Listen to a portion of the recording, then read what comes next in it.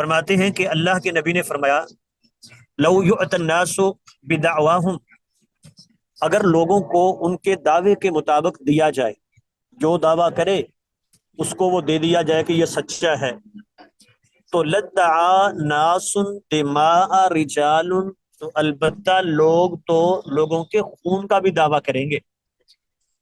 وَأَمْوَالَهُمْ، اور ان کے مال کا دعویٰ کریں گے کہ یہ مال جو اس کے پاس ہے یہ میرا ہے،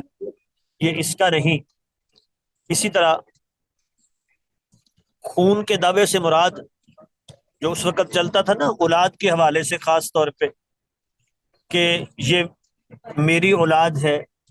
اس پہ لوگ دعویٰ کر دیں گے۔ تو وَلَكِنَّ الْيَمِينَ عَلَى الْمُدَّعَى عَلَيْهِ، لیکن شریعت کا اصول اور ضابطہ یہ ہے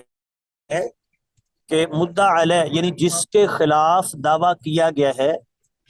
الیمین قسم اس کے ذمے ہے۔ یعنی اصل اصول کیا ہے کہ جو دعویٰ کرنے والا ہے، مدعی کہتے ہیں اس کو، وہ مدعی جو ہے وہ اپنے دعویٰ کی دلیل پیش کرے گا، گواہ اس کے ذمے ہے، شہادتیں اپنے دعوے کو ثابت کرنا اس کی، سر اب آپ کی وہ بات نہیں ثابت۔ تو اصل یہ ہے مدعی دعویٰ کرنے مدعا علیہ کے ذمے صرف، اس میں سفر میں ہوں تو کوشش نہ کرے کہ پوری کلاس ہو جائے۔ جی، وللبہقی باسناد صحیح، بہقی میں صحیح سند کے ساتھ یہ الفاظ حدیث کے موجود ہیں، البینۃ علی المدعی، کہ دلیل مدعی کے ذمے ہے، والیمین علی من انکر، اور قسم ہے اس شخص کے ذمے جو انکار کرتا ہے، یعنی مدعا علیہ۔ اگلی روایت ہے حضرت ابو ہریرہ رضی اللہ تعالی عنہ سے مروی، یہ روایت ہے، فرماتے ہیں ان النبی صلی اللہ علیہ وسلم عرض علی قوم الیمین، کہ آپ نے ایک قوم پہ قسم پیش کی، قسم اٹھاؤ، فَأَسْرَعُوا، تو انہوں نے جلدی کی، یعنی دونوں طرف کے لوگ جو ہے نا وہ قسم اٹھانے کے لیے تیار تھے، جی میں بھی قسم اٹھاتا ہوں، میں بھی قسم اٹھاتا ہوں۔ اب یہ صورت اس وقت پیدا ہوتی ہے کہ جب دونوں ہی مدعی ہیں۔ مثال کے طور پہ ایک جگہ پہ چیز گری ہوئی ہے، تو دو شخص آ جاتے ہیں، دونوں دعویٰ کرتے ہیں کہ جی یہ چیز میری ہے۔ اب دیکھیں دونوں ہی مدعی ہیں، چیز گری ہوئی ہے، دونوں اکٹھے آئے دعویٰ کر دیا جی چیز میری ہے۔ تیسرے شخص کے پاس چیز ہے، وہ کہتا ہے مجھے گری ہوئی چیز ملی ہے، کس کی ہے؟ دو لوگ آ جاتے ہیں، دونوں کہتے ہیں جی یہ چیز میری ہے۔ تو اب اس صورت میں یہ کیا کریں گے؟ تو چیز کس کو دی جائے گی؟ کیونکہ دونوں ہی مدعی ہیں۔ فَأَمَرَ، تو آپ نے حکم دیا، اَن يُسْهَمَ بَيْنَهُمْ، کہ ان کے درمیان قرعہ اندازی کی جائے، فی الیمینی، قسم کے بارے میں، کون قسم اٹھائے گا؟ کیونکہ دونوں ہی مدعی ہیں۔ اب قسم تھی مدعا علیہ کے ذمے، اگر وہ واضح ہوتا کہ فلاں کا دعویٰ ہے، فلاں کے خلاف ہے، دلیل کوئی نہیں، تو ہم کہتے کہ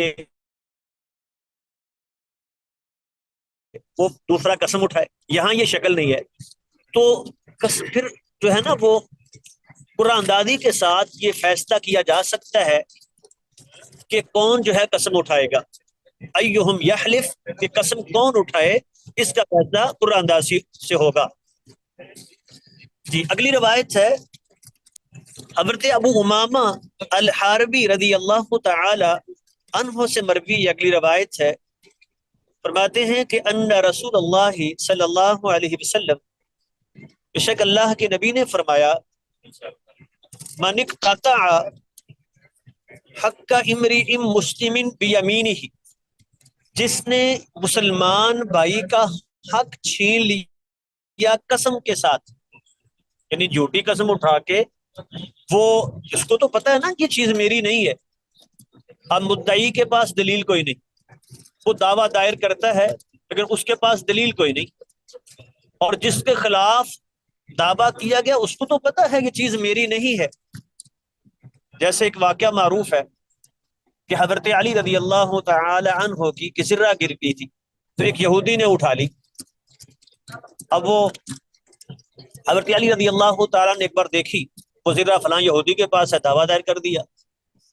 کہ یہ زرہ تو میری ہے، یہ گر گئی تھی رستے میں، اس نے اٹھائی ہے. یہودی نے انکار کر دیا، کہتا جی زرہ تو میری ہے، میں نے تو نہیں کہیں سے اٹھائی. تو وہ جو قاضی شرح معروف قاضی تھے، بڑی چھوٹی عمر میں قاضی بن گئے تھے اور اللہ نے بڑی ذہانت عطا کی تھی. حضرت علی رضی اللہ تعالیٰ کے دور میں قاضی القضات رہے ہیں، تو ان کی عدالت میں یہ فیصلہ تھا. تو انہوں نے حضرت علی رضی اللہ تعالیٰ سے مطالبہ کیا جی گواہ دے، کہنے لگے میرا بیٹا گواہی دے گا. تو قاضی شرح کہنے لگے کہ جی آپ کا بیٹا تو گواہی نہیں دے سکتا، باپ کے حق میں بیٹے کی گواہی قبول نہیں ہے. آگے ہم یہ حدیث پڑھیں گے، آگے آ رہی ہے. تو باپ کے حق میں بیٹے کی گواہی قبول نہیں. کہنے لگے جی اچھا پھر میرا غلام ہے، یہ عمر یہ گواہی دے دیتا ہے. تو کہنے لگے غلام کی گواہی بھی اپنے آقا کے حق میں قبول نہیں ہے. تو اب فیصلہ کیا کیا کہ جی چونکہ آپ کے پاس دلیل نہیں ہے، یہ زرہ جو ہے وہ یہودی کے پاس رہے گی، اس کو ملے گی. تو حالانکہ قاضی کو 100% پتا ہے کہ حضرت علی رضی اللہ تعالیٰ نعوذ باللہ کیا ایسی بات کر سکتے ہیں؟ نہیں. کہنے لگے مجھے یقین ہے یہ زرہ آپ کی ہے، لیکن یہ شریعت کا ضابطہ یہ ہے کہ جج اپنے علم کی بنا پہ فیصلہ نہیں کرتا بلکہ گواہیوں کی بنا پہ فیصلہ کرتا ہے. تو اصول یہ ہے آپ کے پاس گواہی نہیں ہے تو وہ مدعا علیہ ہے، وہ قسم اٹھائے گا، لے جائے گا. تو اسی بنا پر وہ یہودی مسلمان ہو گیا. کہنے لگا میں نے مسلمانوں کا نظام انصاف دیکھنا تھا. تو یہی اصول ہے کہ من اقتطع حق امرئ مسلم بیمینہ،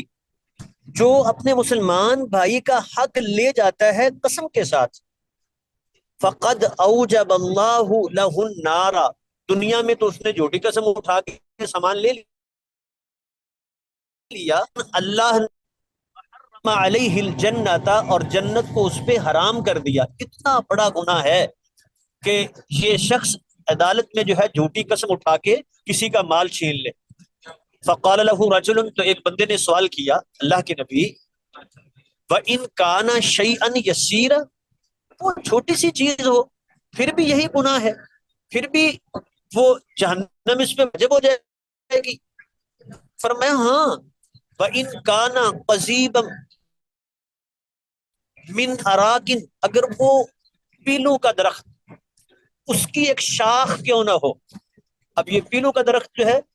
وہ جو لوگ دیہات کے رہنے والے ہیں وہ تو جانتے ہیں، یہ خودرو پودا ہوتا ہے جو وہ نالیوں کے کناروں پہ جو ہے وہ خود ہی اگاتا ہے. تو یعنی اس کی قیمت کوئی نہیں، اور پھر اس کی بھی ایک شاخ، یعنی اتنی معمولی چیز ہو، حتیٰ کہ جو اس کا پھل ہوتا ہے نا وہ پیلو، وہ بھی ایسے ہی فری میں، وہ کوئی بکتی نہیں ہے بازار میں، لوگ جو ہے وہ اس کو وہ کاٹ لیتے ہیں، کھاتے ہیں. وہ یہ بھی نہیں ہوتا کہ یہ فلاں کی زمین پہ ہے، پوچھنے کی بھی ضرورت نہیں ہوتی. تو اتنی معمولی چیز بھی ہو، اگر یہ اتنی معمولی چیز پہ بھی جھوٹی قسم اٹھاتا ہے اور وہ مال لے جاتا ہے. تو اگلی روایت ہے حضرت اشعث ابن قیس رضی اللہ تعالی عنہ فرماتے ان رسول اللہ صلی اللہ علیہ وسلم قال، اللہ کے نبی نے فرمایا، من حلف علی یمین، جس نے قسم اٹھائی، یقتطع بها مال امرئ مسلم، جس کے ساتھ وہ مسلمان بھائی کا مال چھین سکے، وفیہا فاجر، اور یہ اس میں جھوٹا ہو، ٹھیک ہے، جھوٹ بول رہا ہے، جھوٹی قسم اٹھائی جس نے، لقی اللہ وہو علیہ غضبان، یہ اللہ سے ملاقات کرے گا تو اللہ اس پہ ناراض ہوں گے. تو اس نے جھوٹی قسم اٹھا کے اللہ کو ناراض کر دیا. تو یہ بہت بڑا گناہ ہے کہ انسان جھوٹی قسم اٹھائے. آگے ایک حدیث آ رہی ہے کہ وہ 3 لوگ اللہ رب العالمین جنہیں نظر رحمت سے دیکھیں گے بھی نہیں، ان میں سے ایک شخص یہ ہے وہ جھوٹی قسم اٹھانے والا، اگرچہ وہ اپنا سامان بیچنے کے لیے اس کا تذکرہ ہے. اگلی روایت ہے حضرت ابو موسیٰ اشعری رضی اللہ تعالی عنہ فرماتے ہیں، ان رجلین اختصما فی دابت، 2 لوگوں نے ایک سواری کے بارے میں جھگڑا کیا. تو اب دونوں کا دعویٰ یہ تھا کہ جی یہ میری سواری ہے. اب چونکہ جانور ایک جیسے ہوتے ہیں تو اس میں تو ممکن ہے کہ دونوں طرف گواہ بھی ہو جائیں، تو اسی لیے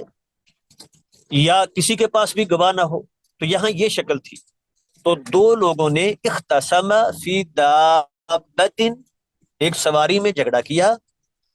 ولیس لواحد منہما بینہ، اور دونوں کے پاس دلیل کوئی نہیں تھی،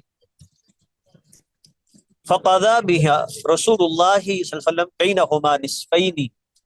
تو اللہ کے نبی نے دونوں کے درمیان آدھے آدھے کا فیصلہ کیا، نصف دے دو، نہیں اس کو بیچ کے تو اس کی قیمت آدھی آدھی دونوں میں تقسیم کر دو۔ ایسا کیوں کیا؟ اس لیے کہ اگر تو کسی ایک کی ملک میں ہوتا نا، کسی ایک کے پاس ہوتا، تو پھر وہ مدعا علیہ بنتا، پھر اسے ملتا، کیونکہ دوسرے کے پاس دلیل کوئی نہیں ہے۔ یہاں ہے کہ وہ دو شخص دعویٰ کر رہے ہیں، کسی تیسرے شخص نے مثال کے طور پہ وہ جانور اس نے پکڑا کہ جی یہ مجھے ملا ہے، اب جھگڑا ہی کوئی نہیں ہے، وہ تو کہتا ہے جس کا ہے لے جاؤ، دو مدعی آ گئے، دونوں کہتے ہیں کہ جی یہ میرا ہے، یہ میرا ہے، اور دلیل کسی کے پاس بھی نہیں ہے، تو ایسی صورت میں کیا ہے؟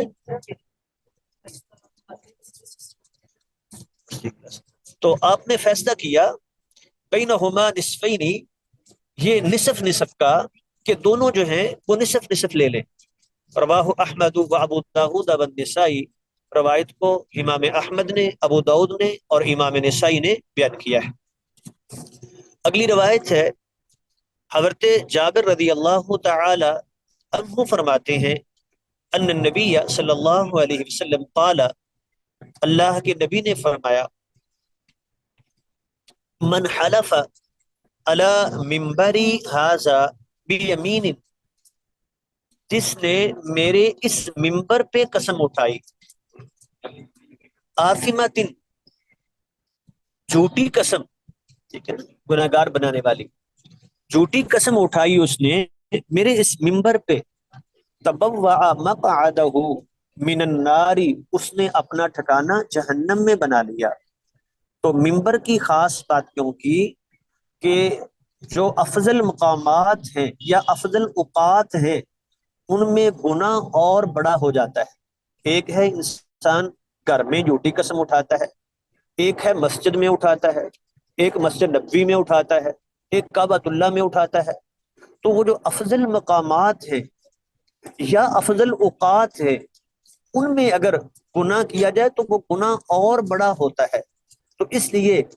وہ میرے اس منبر کے پاس، منبر پہ وہ قسم اٹھاتا ہے اور جھوٹی قسم اٹھاتا ہے، تو اس نے اپنا ٹھکانہ جہنم میں بنا لیا۔ اگلی روایت ہے، قال رسول اللہ صلی اللہ علیہ وسلم، اللہ کے نبی نے فرمایا، ثلاثۃ لا یکلمہم اللہ یوم القیامہ، تین لوگ ایسے ہیں اللہ قیامت کے دن، اب جب اللہ تعالیٰ بات ہی نہیں کریں گے، ان کی طرف دیکھیں گے نہیں، ولا یزکیہم، اور انہیں پاک نہیں کریں گے، یعنی انہیں گناہوں کی معافی نہیں ملے گی۔ یہ سب سے سخت ترین سزا ہے کہ اللہ کی ناراضگی اتنی زیادہ ہو کہ اللہ ان سے بات بھی نہیں کریں گے، اور تم عذاب علیم، یعنی یہ سخت ترین سزا کے الا بالفلاتی، جو کسی صحرا میں، کسی جنگل میں، جو خالی جگہ ہے جہاں کسی کے پاس پانی میسر نہیں، اور اس کے پاس فضلی ما، ضرورت سے زائد پانی ہے، بچا ہوا پانی ہے، تو یمنعہ من ابن السبیلی، کوئی مسافر اس سے پانی کا سوال کرتا ہے، اس کو ضرورت ہے، اس کے پاس ضرورت سے زائد ہے، یہ پھر بھی نہیں دیتا، تو اللہ تعالیٰ اس بندے سے ناراض ہو جاتے ہیں۔ وَرَجُلٌ بَایَعَ رَجُلًا، اور ایک وہ بندہ جس نے کسی شخص، کسی حاکم کی بیعت کی، بِسِلْعَةٍ، بَایَعَ رَجُلًا، کسی شخص کے ساتھ بیع کی، بِسِلْعَةٍ بعد العصر، کسی سامان کی عصر کے بعد، عصر کے بعد کسی سے سودا کرتا ہے، اور اس میں کیا کرتا ہے، فَحَلَفَ لَهُ بِاللَّهِ، اسے اللہ کی قسم اٹھا کے کہتا ہے لا آخذہا بقضا وقضا، کہ اس نے خود یہ سامان اتنے اتنے کا لیا ہے، جھوٹ بولتا ہے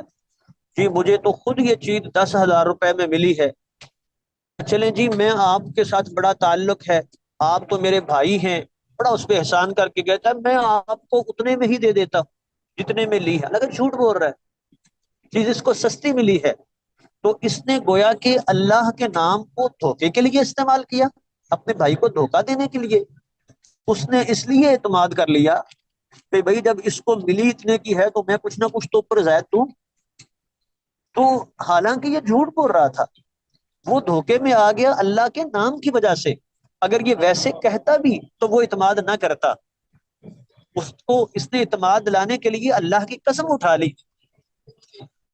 تو فصدقہ، اس لیے اس نے تصدیق کر دی، اس نے مان لیا کہ واقعہ ہی چیز اتنے کی آئی ہے، فہو علی غیر ذالک، حالانکہ بات ایسی نہیں تھی، ٹھیک ہے، جھوٹ بول رہا ہے، یہ اتنے کی چیز اس نے خریدی نہیں ہے۔ ورجل بایا ایمان، اور یہ تیسرا شخص ہے بایا امامن، جو امام کی جس نے بیعت کی، لا یبایعہ الا للدنیا، اور یہ بیعت صرف دنیا کے لیے کی ہے اس نے، تاکہ اس سے فائدہ حاصل ہو۔ فَإِنْ أَعْطَاهُ مِنْهَا وَفَّى، اگر وہ اس کو مال دیتا ہے تو یہ اس سے وہ بیعت پوری کرتا ہے، ٹھیک ہے، اس مال میں سے اس کو کچھ دیتا ہے، دنیا میں سے کچھ اس کو دیتا ہے، اس کو عہدہ دے دے، اس کو یہی امید تھی کہ مجھے جو ہے وہ فلاں گورنر بنا دے گا، فلاں ذمہ داری مجھے دے دے گا، اس لیے اس نے بیعت کی، تو اگر وہ عہدہ مل وَإِن لَّمْ يُعْتِهِ، اور اگر وہ نہیں دیتا تو لم یفی، یہ اپنا وہ معاہدہ وہ عہد توڑ دیتا ہے، اپنی بیعت کو توڑ دیتا ہے، تو یہ شخص ایسا ہے کہ یہ بھی اصل میں بیعت دے کے، بیعت کر کے گویا کہ اس نے اطمینان دلایا نا کہ میں آپ کا ساتھی ہوں، اب یہ بیعت کو توڑتا ہے، اس کے ساتھ کیا ہوا وعدہ پورا نہیں کرتا، تو یہ شخص بھی ایسا ہے کہ اللہ رب العالمین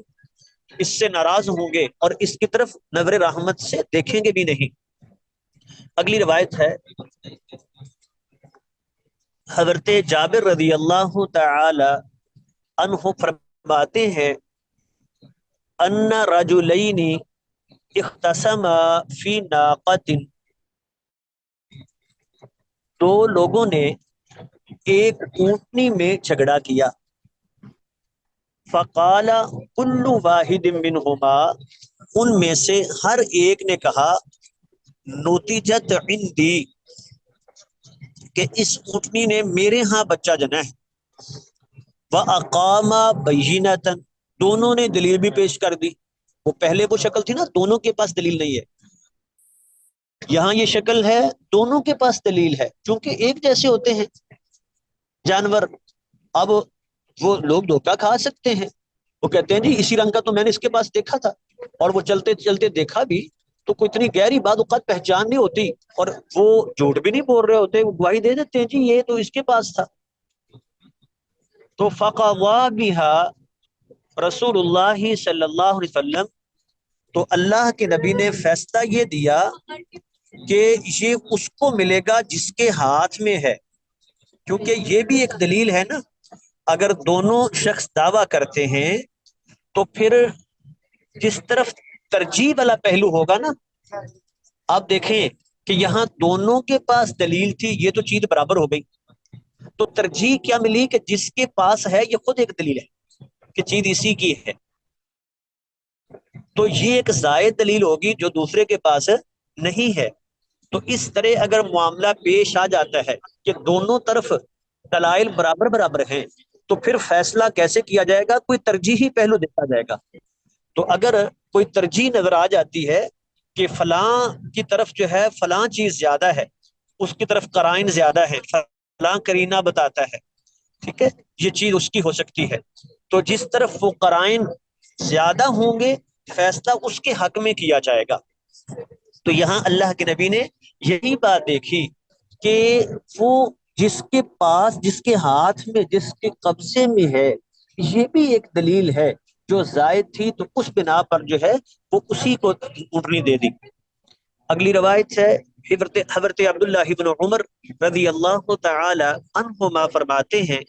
ان النبی صلی اللہ علیہ وسلم رد الیمین علی طالب الحق، آپ نے قسم لوٹا دی حق کو طلب کرنے والے پہ، یعنی مدعی پر۔ تو مدعی سے کہہ دیا قسم اٹھاؤ، ٹھیک ہے۔ تو ویسے تو یہ روایت ضعیف ہے، لیکن یہ اس شکل میں ہے کہ اگر مدعا علیہ جو ہے، مدعی کے پاس دلیل کوئی نہیں اور مدعا علیہ انکار کر دیتا ہے جی میں قسم نہیں اٹھاؤں گا، تو پھر اس صورت میں مدعی سے کہا جائے کہ چلو تو ہی قسم اٹھا دے۔ تو بات یہ نا کہ کوئی ترجیح چاہیے، اب اس کے پاس دلیل کوئی نہیں، یہ قسم نہیں اٹھا رہا، بات دونوں طرف برابر ہو گئی۔ تو مدعی جب قسم اٹھا دے گا، کیونکہ وہ تو انکار کر رہا ہے دوسرا بندہ، جب وہ قسم اٹھائے گا تو اس کی جانب راجح ہو گئی، ترجیح کا ایک پہلو مل گیا، تو پھر فیصلہ اس کے حق میں کر دیا۔ اگلی روایت ہے حضرت عائشہ رضی اللہ تعالی عنہا فرماتی ہیں داخل علی النبی صلی اللہ علیہ وسلم، ایک دن میرے پاس اللہ کے نبی آئے، ذات یوم، ایک دن، مسرورا، بڑے خوش تھے، تبرق اساریر وجہہ، آپ کا چہرہ خوشی سے چمک رہا تھا۔ فقال، آپ نے فرمایا، الم ترى، کیا تو نے دیکھا نہیں، علی النبی، اللہ کے نبی میرے پاس داخل آئے، ذات یومن، ایک دن، مسرورا، بڑے خوش تھے آپ، تبرق اساریر وجہہ، آپ کا چہرہ خوشی سے چمک رہا تھا۔ فقال، آپ نے فرمایا، الم ترى، تو نے دیکھا نہیں، ان مجززا المدلجی، یہ مجزز المدلجی جو ہے یہ ایک شخص ہے جو معروف تھا قیافہ شناس۔ تو جاہلیت میں چونکہ بدکاری بڑی عام تھی، تو اولاد کی نسبت کے لیے مختلف طریقے ہوتے تھے کہ بعض اوقات ایک عورت جو ہے وہ زیادہ لوگوں سے وہ گناہ کرتی، بدکاری کرتی، تو اولاد کس کی ہوگی، اس کے مختلف طریقے تھے۔ ان میں سے ایک یہ تھا کہ وہ قیافہ شناس کو بلاتے، وہ شکل و شباہت کو دیکھ کے، اعضاء کی بناوٹ کو دیکھ کے تو یہ فیصلہ کرتا کہ یہ فلاں کا بیٹا ہے، اور وہ جس کا وہ کہہ دیتا وہ بیٹا اسی کی طرف منسوب ہوتا۔ یہ جاہلیت میں ایک طریقہ رائج تھا۔ اب یہاں مسئلہ یہ پیش آیا کہ حضرت اسامہ بن زید رضی اللہ تعالی عنہ حضرت زید کے بیٹے ہیں، اور والدہ ہیں ام ایمن رضی اللہ تعالی عنہ۔ تو یہ حضرت اسامہ جو ہے نا، ان کا رنگ سیاہ تھا، اور حضرت زید کا رنگ ایسا نہیں تھا۔ تو حضرت زید رسول اللہ کے منہ بولے بیٹے تھے، کسی نسبت سے حضرت اسامہ رضی اللہ تعالی عنہ سے بھی اللہ کے نبی کو بڑا پیار تھا۔ اب دیکھیں نا، اسی لیے وہ جب قریش نے وہ بنو مخزوم کی ایک عورت جس نے چوری کی تھی، تو اس کے بارے میں سفارش کرنے کے لیے جب کہا کہ کون سفارش کرے گا، تو کہنے لگے کہ یہ کسی اور کی ضرورت نہیں ہو سکتی، اسامہ بن زید کے سے کہا جائے، ابن رسول اللہ، وہ رسول اللہ کے محبوب ہیں، رسول اللہ ان سے محبت کرتے ہیں، تو انہیں کہا جائے وہ سفارش کرے۔ تو اس لیے حضرت اسامہ رضی اللہ تعالی عنہ کے بارے میں جب یہ بات کی جاتی تو رسول اللہ کو تکلیف ہوتی تھی، کہتے تھے کہ جی چونکہ اس کا رنگ کالا ہے، اس کے باپ کا رنگ ایسا نہیں ہے، تو یہ ان کا بیٹا نہیں ہو سکتا۔ حالانکہ وہ ان کی والدہ ام ایمن جو ہے حبشیہ تھی، تو رنگ تو ماں کی طرف بھی جا سکتا ہے نا۔ تو بہرحال یہ ایک بات کی جاتی تھی۔ تو ایک بار ہوا یہ کہ حضرت اسامہ بن زید اور ان کے والد حضرت زید کی ایک چادر اوڑھ کے لیٹے ہوئے تھے، اور سر ڈھانپا ہوا تھا، صرف پاؤں نظر آ رہے تھے دونوں باپ بیٹے کے۔ تو یہ مجزز المدلجی مشہور قیافہ شناس تھا، یہ وہاں سے گزرا تو کہنے لگا کہ یہ پاؤں باپ بیٹے کے، یعنی اپنے اس قیافے سے۔ تو اللہ کے نبی نے جب یہ بات سنی تو آپ بڑے خوش ہو گئے کہ دیکھا یہ تم جو الزام لگاتے ہو، جو جس سے تم نسب کو ثابت کرتے ہو، اسی طریقے سے دیکھیں اس آدمی نے یہ ثابت کر دیے، کہہ دیا کہ یہ بھی باپ بیٹا ہے۔ تو یہ وہ بات تھی۔ تو فرمایا علم ترا، تو نے دیکھا نہیں عائشہ، یہ مجزز المدلجی ناظر آنفن، ابھی اس نے دیکھا، الی زید بن حارثہ، حضرت زید بن حارثہ کو، و اسامہ بن زید، اور حضرت اسامہ بن زید کو، فقال، اور اس نے کہا، حاضی الاقدام بعضها من بعض، یہ قدم ایک دوسرے کے، ایک دوسرے سے ہیں، یعنی باپ بیٹے کے قدم ہیں۔ تو یعنی قیافے سے بھی اس کی تائید ہو گئی، تصدیق ہو گئی جو اصل بات تھی۔ تو اسی لیے رسول اللہ صلی اللہ علیہ وسلم نے یہ خوشی کا اظہار کیا ہے۔ تو اس سے کیا معلوم ہوا کہ اگر کوئی دلیل نہ ہو دونوں طرف، تو پھر دیگر قرائن جو ہے ان میں ایک چیز یہ بھی ہو سکتی ہے قیافہ، کہ ایک چیز جو ہے وہ کس کی ہے، تو اس میں اگر کوئی دلیل موجود نہیں دونوں طرف، تو پھر مختلف قرائن کو دیکھا جائے، قیافے سے اندازہ لگا لیا جائے۔ مثال کے طور پہ ایک بندہ ہے، وہ چیز ایسی ہے کہ اس کے فن سے متعلق ہے، اور دوسرا بندہ ایسا ہے اس کا اس سے تعلق ہی کوئی نہیں، دونوں دعویٰ کر دیتے ہیں، تو اب دلیل تو کوئی نہیں ہے، لیکن یہ بھی تو ایک کرینہ ہے نا کہ جس کا فن ہے، جس کا شعبہ ہے، وہ یہ چیز خریدے گا، دوسرا کیوں خریدے گا یہ؟ تو اسی طرح یعنی کئی قرائن ہو سکتے ہیں جو صورتحال کو سامنے رکھ کے دیکھے جائیں گے۔ جی یہاں تک تو یہ قضاء کی بات تھی، قضاء کے جو ہے وہ اصول اور ضابطے کیا تھے۔ اب ہے کتاب العتق، آزادی کے مسائل۔ اس وقت چونکہ یہ غلامی کا تھا، غلام موجود تھے جن کو باقاعدہ خریدا جاتا، باقاعدہ ان کی منڈیاں لگتی تھی، اور ان کو انسان کے حقوق بھی میسر نہیں تھے، گویا کہ ان کو تو ایک مال سمجھا جاتا تھا۔ تو اسلام نے فوراً ختم تو نہیں کیا یہ غلامی کو، لیکن ایسے اصول اور ضابطے دیے کہ جس سے آہستہ آہستہ یہ غلامی بالکل ختم ہو گئی۔ آج جو لوگ اسلام پہ اعتراض کرتے ہیں کہ دیکھیں جی ان میں تو انسانوں کو غلام بنایا جاتا ہے، تو ہم کہتے ہیں کہ اسلام میں تو یہ رسول اللہ صلی اللہ علیہ وسلم کے بعد دیکھیں 2-3 صدیوں تک اس کے بعد یہ ختم ہو گیا تھا غلامی کا سلسلہ، لیکن جو ہمیں یہ جو ہے وہ تانا دیتے ہیں ان کے ہاں تو یہ پچھلی صدی تک جو ہے وہ منڈیاں لگتی رہی ہیں غلاموں کی۔ تو دیکھیں آزادی کے مسائل، یعنی اسلام نے جو ہے وہ مختلف، اگر کسی سے غلطی ہو گئی ہے تو اس کے لیے رکھا یہ کہ فلاں غلام آزاد کر دو، فلاں کا کفارہ یہ ہے گناہ کا، غلام آزاد کر دو، غلام آزاد کرے تو اس کا اجر یہ ہے کہ غلام آزاد کر دے۔ تو لوگوں کو یعنی شوق دلایا اور ایسا ماحول بنا دیا کہ اسلام میں جو ہے وہ آہستہ آہستہ یہ غلام والا تصور یہ ختم ہو گیا۔ تو یہ آزادی کے مسائل، اس میں پہلی روایت سے حضرت ابو ہریرہ رضی اللہ تعالی عنہ حدیث کے راوی ہیں، فرماتے ہیں کہ رسول اللہ صلی اللہ علیہ وسلم نے فرمایا، ایما امریء مسلم، جون سا مسلمان، اتاکا امرأ مسلمہ، جس نے کسی مسلمان شخص کو آزاد کیا، استنقذ اللہ بکل عضو منہ عضوا منہ من النار، اللہ اس غلام کے ہر عضو کے بدلے میں آزاد کرنے والے کے ہر عضو کو جہنم سے آزاد کر دے۔ تو اتنی بڑی دیکھیں نا فضیلت بیان کی، کیوں؟ تاکہ لوگ غلاموں کو آزاد کریں، تو ہر عضو کے بدلے میں، اس کے جسم کے ہر حصے کے بدلے میں اس کا ہر حصہ وہ جہنم سے آزاد ہوگا۔ صحیح بخاری اور مسلم کی یہ روایت ہے۔ وَلِلتِّرْمِذِيِّ وَصَحَّحَهُ، اور جامع ترمذی میں ہے جس کو ترمذی نے صحیح بھی کہا ہے، حضرت ابو امامہ رضی اللہ تعالی عنہ سے روایت ہے، فرمایا ایما امری مسلم، جون سا مسلمان اعتق امرأتین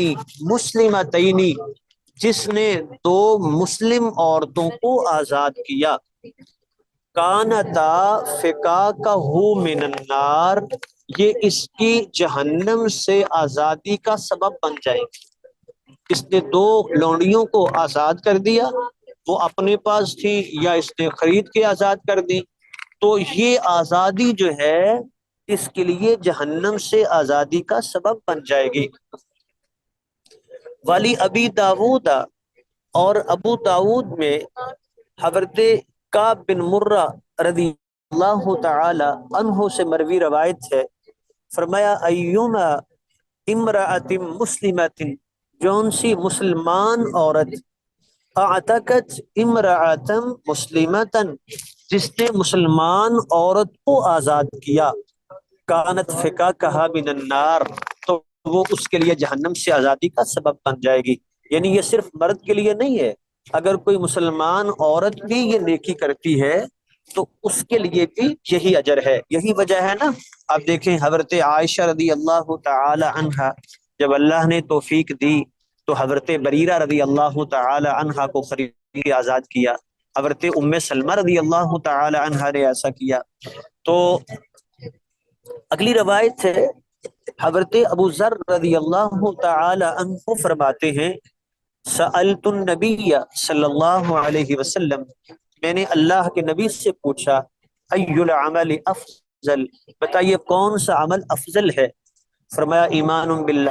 ظاہری بات ہے سب سے افضل کیا ہے؟ انسان اللہ پہ ایمان لائے، توحید، اللہ کا اقرار، یہ سب سے افضل عمل ہے۔ تو وجہاد فی سبیلہ، پھر ہے اللہ کی راہ میں جہاد کرنا۔ تو میں نے کہا جی فَأَيُّ الرِّقَابِ افضل، کون سی گردن افضل ہے؟ یعنی جسے آزاد کرنا وہ افضل ہو، زیادہ اجر کا باعث ہو، تو وہ کون سی گردن افضل ہے؟ تو فرمایا اغلاہا ثمنا، جو قیمت کے اعتبار سے مہنگا ہو، ٹھیک ہے، وَأَنفُسُهَا أَنفَاسُهَا عِنْدَ أَهْلِهَا، اور مالکوں کے ہاں وہ زیادہ قیمتی ہو، تو اس کی ہے، ظاہری بات ہے کہ مالک بھی اس کو فوری آزاد تو نہیں کرنے پہ آمادہ ہوں گے، اس کی قیمت زیادہ ہوگی، تو یہ وہ قیمت ادا کر کے، جب حضرت ابو بکر رضی اللہ تعالی عنہ نے غلام آزاد کیے نا، وہ عامر بن فہیرہ، اور اسی طرح وہ حضرت زنیرہ رضی اللہ تعالی عنہ، اسی طرح حضرت بلال اور دیگر کئی غلام تھے جن کو حضرت ابو بکر صدیق رضی اللہ تعالی عنہ نے خرید کے آزاد کیا۔ تو ان کے باپ جو تب مسلمان نہیں تھے، ابو قحافہ، کہنے لگے بیٹا اگر آزاد ہی کرنے تھے تو کوئی کڑیل جوان، وہ ایسے لوگ آزاد کرتا جن پر تیرا احسان ہوتا، وہ زندگی میں تیرے کام آتے مصیبت کے وقت، کہ کیا وہ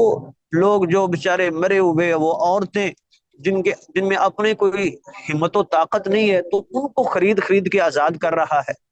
تو ظاہر ہے حضرت ابوبکر صدیق کا مقصد کوئی ان سے فائدہ اٹھانا تو تھا نہیں کہ دیکھتے یہ اچھا جوان ہے، یہ کل میرے کام آئے گا، اس کو آزاد کرواتے، انہوں نے تو اللہ کے لیے کیا تھا۔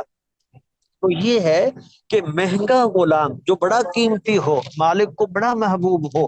اسے خرید کے آزاد کرنا یہ افضل ترین آزادی ہے۔ اگلی روایت ہے، حضرت عبداللہ بن عمر رضی اللہ تعالی عنہما فرماتے ہیں، قال رسول اللہ صلی اللہ علیہ وسلم، اللہ کے نبی نے فرمایا، من اعتق شرکن لہو فی عبدہ، جس نے مشترک غلام آزاد کر دیا، آزاد کر دیا، مثال کے طور پر باپ جو ہے وہ فوت ہو گیا، چار بھائی تھے، ایک غلام وہ چاروں کے حصے میں آ گیا، اب تو اب وہ مشترک غلام ہو گیا، کسی ایک کا نہیں ہے، چاروں کا ہے۔ تو ایک بھائی کہتا ہے کہ میں اپنا حصہ آزاد کرتا، میں غلام آزاد کرتا، فَكَانَ لَهُ مَالٌ يَبْلُغُ ثَمَنَ الْعَبْدِ، اگر تو اس کے پاس اتنا مال ہو کہ وہ غلام کی قیمت کو پہنچے، یعنی اس کے پاس اور مال ہے، تو اسے کہا جائے گا بھائی پھر مکمل آزاد کرو، باقی تین کو اس کی قیمت مقرر کرو، ایک حصہ تمہارا ہو گیا اور باقی تین کو اس کی قیمت ادا کر دو۔ مثال کے طور پہ ہم کہتے ہیں اس کی قیمت ہے 1,00,000 روپیہ، تو اس نے جب آزاد کیا تو 25,000 تو اس کا حصہ وہ تو آزاد ہو گیا، باقی 75,000 ہم کہیں گے بھائی تم تینوں دے دو، کیونکہ وہ تو آزاد نہیں کر رہے، تو یہ غلام تمہاری طرف سے آزاد ہو جائے گا۔ تو قوّم علیہ قیمت عدل، تو مقرر کی جائے گی انصاف والی قیمت، جو قیمت بنتی ہے نا اس کی وہ مقرر کی جائے گی۔ تو فَأَعْطَى شُرَكَاءَهُ حِصَصَهُمْ، تو یہ اپنے شرکاء کو، جو تین لوگ اور ساتھ شریک ہیں، ان کو ان کے حصے دے دے گا۔ جیسے ہم نے مثال میں ابھی بات کی ہے کہ وہ 4 بھائی ہیں، ایک نے آزاد کر دیا تو باقی تین کو جتنی قیمت بنتی ہے وہ ان کا حصہ دے دے گا۔ وَآتَاكَ عَلَيْهِ الْعَبْدُ، اور یہ کہا جائے گا کہ غلام کس نے آزاد کیا، غلام اس کی طرف سے آزاد ہو گیا۔ وَإِلَّا فَقَدْ آتَاكَ مِنْهُ مَا آتَاكَ، ورنہ پھر جتنا وہ آزاد ہوا ہے اتنا آزاد ہے، یعنی وہ غلام جو ہے پھر کیا ہوگا، وہ ایک حصہ تو آزاد ہو گیا، باقی 3 حصے ابھی وہ غلام ہے۔ اگلی حدیث میں اس کی وضاحت آ رہی ہے کہ اب کیا کیا جائے گا، غلام سے کہا جائے گا کہ بھائی تمہاری اتنی قیمت بنتی ہے، ایک حصہ تو ہو گیا ہے، باقی تو کما کے اتنے پیسے جو ہے وہ حاصل کر، وہ ان ورثاء کو ادا کر، اپنے مال کو ادا کر، تو آزاد ہو جائے گا۔ جیسے غلام مکاتب ہوتا ہے نا، مکاتب کیا ہوتا ہے کہ وہ کتابت کرنے والا، جس نے طے کر لیا اپنے وہ مالکوں سے کہ اتنے وقت میں اتنے پیسے ادا کر کے میں آزاد ہو جاؤں گا، تو اس کو یہ سمجھا جائے گا کہ گویا کہ اس کی قیمت مقرر ہو گئی، ایک حصہ اس نے اپنا چھوڑ دیا، باقیوں کو وہ قیمت دے، غلام کما کے دے، جیسے بھی حاصل کرے اور آزاد ہو جائے۔ اسی لیے والا ہما، اور صحیح بخاری اور مسلم میں ہی حضرت ابو ہریرہ رضی اللہ تعالی عنہ سے بھی روایت ہے، اس کے الفاظ یہ ہیں وَإِلَّا قُوِّمَ عَلَيْهِ، ورنہ اس کی قیمت مقرر کی جائے گی، وَاسْتُسْعِيَ غَيْرَ مَشْکُوکٍ، اور اس پر جو ہے مشقت ڈالے بغیر اسے آزادی کا جو ہے موقع دیا جائے گا، اسے کہا جائے گا کہ کوشش کر کے یہ مال حاصل کرو، کماؤ، کسی سے لو اور ادا کر کے آزاد ہو جاؤ۔ تو وکیلا، ایک قول یہ بھی ہے کہ ان السعایۃ مدرجۃ فی الخبر، یہ جو آخری الفاظ ہے نا کہ اس کو کہا جائے گا کہ کوشش کرو، محنت کر کے کما کے لاؤ اور ادائیگی کرو، یہ حدیث کے الفاظ نہیں ہیں، بعد میں شامل ہو گئے، مدرج ہیں، لیکن صحیح بات یہ ہے کہ یہ الفاظ حدیث کا ہی حصہ ہیں۔ تو مسئلہ ویسے خلافی ہے، دونوں اقوال موجود ہیں۔ بعض علماء یہ کہتے ہیں کہ نہیں، بس وہ جتنا آزاد ہے اتنا آزاد، باقی وہ غلام رہے گا، اور بعض کہتے ہیں نہیں، اس کی قیمت مقرر کر کے تو باقی قیمت جو ہے وہ اسے کہا جائے گا وہ ان ورثاء کو دو اور تم آزاد ہو جاؤ، اور یہی بات صحیح ہے کیونکہ حدیث میں یہ بات آ گئی ہے۔ جی بیٹا بس اتنی ہی کلاس رکھتے ہیں آج، سفر میں چلے جو ہے جتنی ہو گئی